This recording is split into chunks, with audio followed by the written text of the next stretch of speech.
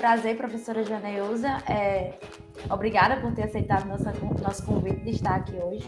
Nós sabemos que você é referência, né, no assunto, e é muito importante trazer uma referência para que a gente não fique só nos achismos, né? Para que a gente não fique só no que a gente imagina que seja, né?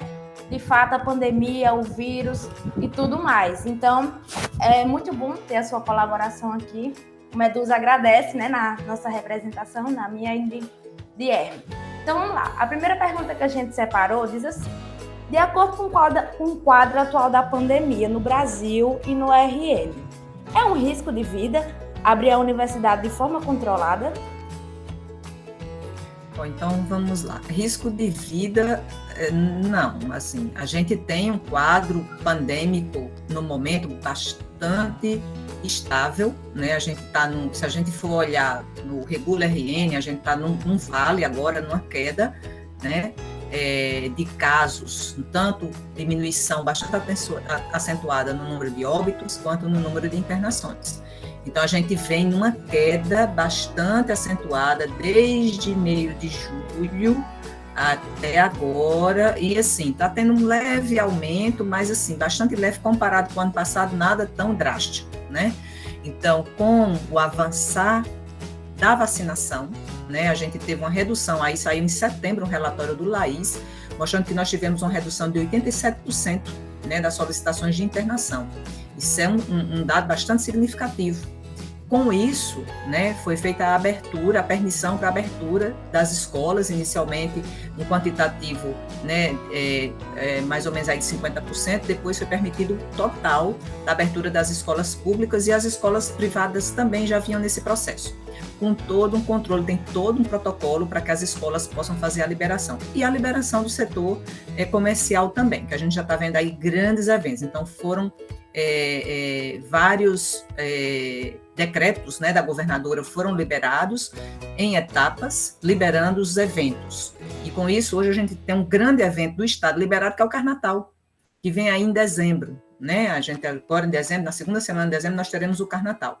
Então, isso abre uma grande interrogação, quer dizer, existem vários eventos acontecendo, né, todos os eventos liberados, e as escolas, mais importante, escolas de ensino fundamental e ensino médio já estão, né, com suas atividades retornando, e a universidade sequer está discutindo. A universidade, e várias universidades privadas já retornaram também às suas atividades presenciais, e as universidades públicas do Estado, todas elas não estão ainda sequer discutindo, o que é preocupante, discutindo, planejando o seu retorno. Isso tinha que estar acontecendo já, né? A gente está no segundo semestre de 2021. Então, segundo semestre de 2021 começou num estado de pandemia. O primeiro semestre de 2022 já devia estar sendo debatido. Como nós vamos fazê-lo? A gente vai retornar? A gente não vai retornar? A gente tem condição, no cenário epidemiológico, possível para isso? Nós temos um comitê científico dentro da UFRN, nós temos cientistas na UFRN. A universidade faz ciência e passa essa ciência para a população e para os governantes. Os professores da universidade produzem ciência. Nós ajudamos muito nessa pandemia. Então, esses professores, eles têm também essa expertise para falar para a gestão central da universidade: olha, é possível ou não é possível? Existe um comitê científico dentro da universidade. Então, a gestão central da universidade pode consultar a qualquer momento esse comitê e perguntar: a gente já pode planejar? Já tem condições? Sim ou não? Vai esperar pelo quê? Vai esperar, porque na Europa está tendo... Tá, tudo bem, a Europa está no inverno, a Europa está numa situação diferente da nossa. Então, assim, a gente tem que planejar na situação que a gente está. Se complicar, fecha, volta. Entende? É um passo de cada vez. Planejar, gente, não é fazer, é planejar. Se a gente não planeja, como é que a gente vai acontecer? A gente vai demorar para fazer como a gente fez com o ensino remoto, que a UFRN foi uma das últimas a começar com o ensino remoto. Por quê? Porque demorou a planejar. Estamos cometendo o mesmo erro que nós cometemos para planejar o ensino remoto. Por que demorou tanto? Não sei, até hoje eu não sei essa resposta. Perfeito, professora. É muito bom ter esse esclarecimento, saber que... Porque muitas pessoas acabam repercutindo esse discurso que nossa vida vai estar em risco se a gente for à universidade. mas tem toda uma questão científica por trás, né, que diz que tendo todos os cuidados, seguindo todos os protocolos, tudo vai dar certo aos poucos, né? Também não vamos apressar as coisas, mas o que me assusta é exatamente como a senhora diz, é o silenciamento da universidade no planejamento. As aulas vão voltar assim, no estalar de dedo? Como é que vai acontecer? Chegar 2022, a universidade vai dizer, pronto, vamos voltar a ter aula, os alunos venham, sem levar em conta todo um contexto, toda uma realidade dos alunos e dos professores. Então, o que me assusta, o que nos assusta e o que nos levou a criar esse movimento foi exatamente por isso, por causa que a universidade não fala nada em relação a um planejamento, aos protocolos e o que vai acontecer no ano seguinte. Então, é isso que queremos, essas respostas que buscamos e que a senhora já está nos esclarecendo e nos ajudando bastante a elucidar isso para os demais. É isso, exatamente. Justamente seguindo essa linha de raciocínio e já pegando o ponto que a professora falou, que é as escolas do Rio Grande do Norte, né? Com esse conhecimento desse comitê científico que se tem junto com o estado do Rio Grande do Norte e todo o Brasil, tomando exemplo essas escolas aqui do RN. É possível dizer que houve aumento de casos, mortes, entre os profissionais de educação após as aulas presenciais? E no Brasil, há estudo que mostre que alguma insegurança no ambiente escolar, há alguma insegurança nesse ambiente escolar com essa volta presencial? Em relação, né, se tem estudo, aqui no Brasil a gente não tem estudo ainda, né, sobre isso, mas assim, a gente escuta os relatos, vê, até agora a gente não teve nada crítico, aponta assim, vamos fechar tal universidade, porque aumentou o número de casos, mas a gente não tem relato realmente significativo em relação aos espaços que voltaram. Agora a gente tem que lembrar um ponto importante. As escolas públicas, elas têm um maior contingente de estudantes, isso sem dúvida nenhuma. Então, quando a gente pensa em universidade, as universidades que têm um maior contingente de alunos, de pessoas circulando, são as universidades públicas. A UFRN circula em torno de, somos mais de 40 mil pessoas, né? Não vai estar todos os 40 mil ou 45 mil pessoas juntas ao mesmo tempo circulando, mas é o que circula, é o quantitativo de pessoas na UFRN como um todo, não é só o campus central, etc., a UFRN como um todo. Então, a gente tem que pensar muito bem como fazer esse retorno. Então, todas as universidades têm que, é o que eu falo, tem que planejar. Como é que eu vou fazer isso? Então, e os ambientes são iguais? Não, não são iguais, nem pode. E outra coisa, o shopping, você não passa o dia lá, a universidade você passa o dia lá. Tem aluno que chega de manhã, sai à noite, tem professor que chega de manhã, sai à noite, passa o dia inteiro. O espaço de trabalho, muitas vezes, a sua casa. Tem aluno que mora na universidade, não é verdade? Tem aluno que mora na universidade, a moradia dele é lá, porque a moradia estudantil é dentro da universidade. Então, a gente tem as moradias dentro do próprio campus. O aluno, ele fica lá circulando, vai no shopping, volta, mas a casa dele é a própria universidade, é a UFRN. Então, a gente tem que pensar, por isso que o planejamento é importante. Como é que eu vou fazer com a moradia estudantil? A mesma forma da sala de aula? Não, não é.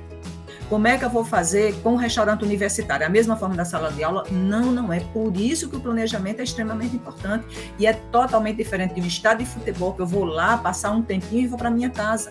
É diferente, entende? Porque o tempo, a temporalidade é diferente, a permanência no espaço é totalmente. O estádio de futebol fica 2, 3 horas, a universidade eu fico 5, 6, 7, 8 horas, 12 horas muitas vezes, porque o aluno, às vezes ele tem aula de manhã, ele fica à tarde e à noite fazendo iniciação científica, nos seus projetos de extensão, enfim, fazendo outras atividades que a própria universidade fornece para ele, fica na biblioteca.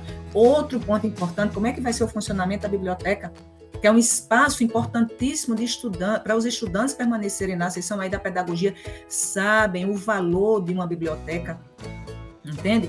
Olha quantos espaços tem a universidade, aí a gente, quando passa para a parte do esporte, como é que vai ser isso, como é que vai ser desenvolvidas as atividades esportivas, então, tudo isso, a universidade tem que pensar cada um detalhe, olha quanta coisa, só aqui que eu falei, a quantidade de coisa, e nem se está parando para planejar isso, entende? Então, é totalmente diferente. Não dá para comparar um ambiente escolar com um ambiente de diversão, são coisas totalmente distintas. Porque no ambiente de estudo, no ambiente escolar, né, que seja ele superior ou de ensino fundamental ou médio, aquela população está um tempo maior ali, vai ficar naquele ambiente, né, por mais tempo junto. E aí o vírus pode estar ali circulando, e as medidas de proteção, elas têm que ser realmente mais criteriosas, os ambientes mais ventilados, e todas as medidas de precaução têm que ser tomadas. E aí os experts que trabalham na área têm que ajudar nesse sentido. E onde é que estão os experts? Na universidade. Você acha que com esse protocolo, que é de 2020 ainda, que propõe, dentro, por exemplo, do ambiente das aulas práticas ou mesmo da sala de aula, com o distanciamento de 1,5 metro entre carteiras, e pegando uma sala padrão, por exemplo, como é do SEDES, aproximadamente 12 por 8, 12 por 10, 12 a 15 alunos com esse espaçamento, teria um parâmetro de segurança? Seria uma pergunta. E outra, em relação às máscaras, porque a gente sabe que as máscaras hoje, infelizmente, algumas pessoas já resistem, tem até alguns estados já dizendo que pode não ser obrigatório em ambientes abertos, enfim. Mas levando em consideração a sala de aula, para o professor, essa máscara cirúrgica normal seria adequada? E para os alunos, a máscara de tecido seria adequada, ou a gente precisaria pensar, por exemplo, na obrigatoriedade de um outro tipo de máscara para ambos os sujeitos? O espaçamento, o distanciamento físico é importante sim, para você evitar fazer, né, a transmissão. Isso é fato, isso está muito bem estabelecido pela ciência. Mas assim, vamos pensar, todos vacinados, mesmo a pessoa vacinada pode fazer a transmissão, mas o uso da máscara faz um bloqueio, a chamada proteção não farmacológica. É um bloqueio físico, que diminui essa transmissibilidade de maneira muito acentuada. Aí as máscaras, sim, elas têm qualidades distintas. Tem um estudo de um grupo aqui do Brasil, inclusive, mostrando, né, a N95, o 95 é justamente que ela faz uma proteção aí em torno de 95%, até um pouco mais, mas é em torno de 95%, entende? Já as de tecido, essa proteção cai em torno de 40% a 60%, depende do tecido, depende das camadas. Por exemplo, se for uma máscara que tem 3 camadas, já aumenta aí em torno de 60%, mas já é uma proteção melhor. Aí, qual é o ponto importante? É o uso correto dessa máscara. É o uso correto. Se ela estiver bem adaptada ao rosto, não estiver saindo ar. Então, eu sempre dou uma dica. Se estiver saindo ar, coloca uma fitinha adesiva aqui no narizinho para evitar. Se seu óculos estiver embaçando, está saindo ar. Entende? Então, é uma prova. Bota um óculos e veja se está embaçando. Bota um durexzinho aqui que já está resolvendo. Então, eu dou essas dicas para os alunos, entende? Então, assim, por exemplo, minha aula prática, eu levo aquela fita dupla face. Se o aluno está lá, bota uma fitinha dupla face, já resolve a vida do aluno. Ando com ela no bolso. Professor, bota a fitinha aqui. Às vezes o aluno sua, bota outra fita.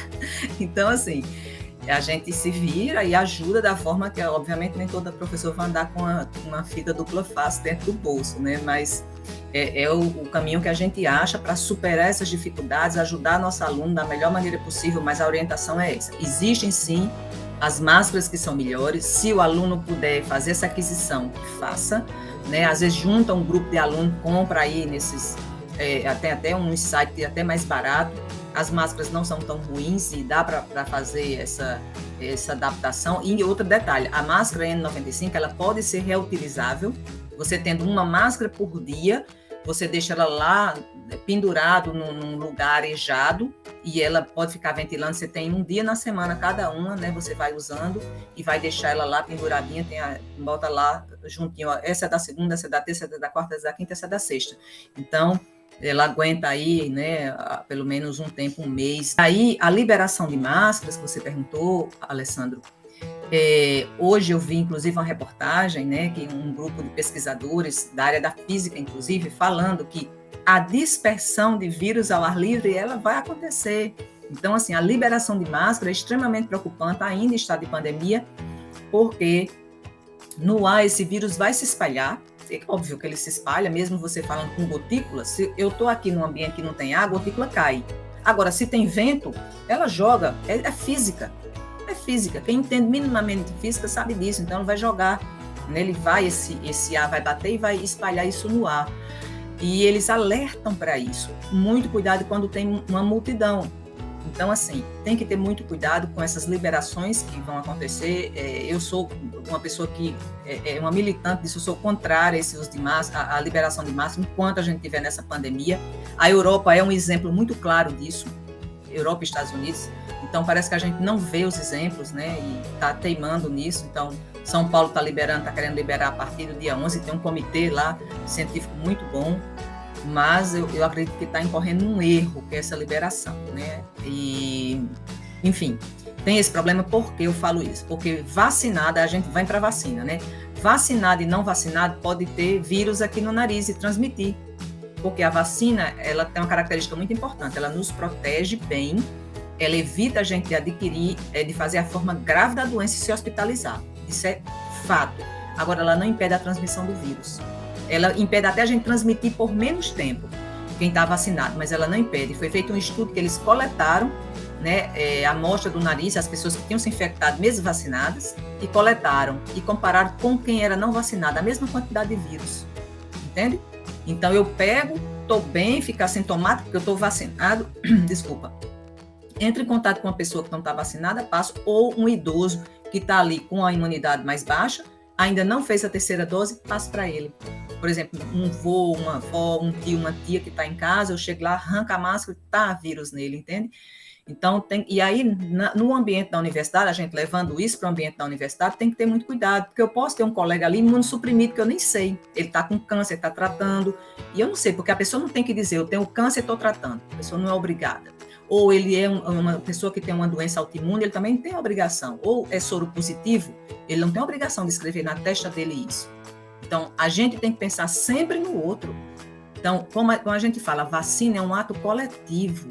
Usar máscara também é um ato coletivo. Enquanto a gente não parar de pensar no nosso próprio umbigo, essa pandemia vai continuar. O que a gente vê muito por aí, as pessoas baixando máscara, não respeitando mais o distanciamento. A gente vê muito isso no supermercado, por exemplo. Eu fico extremamente preocupada.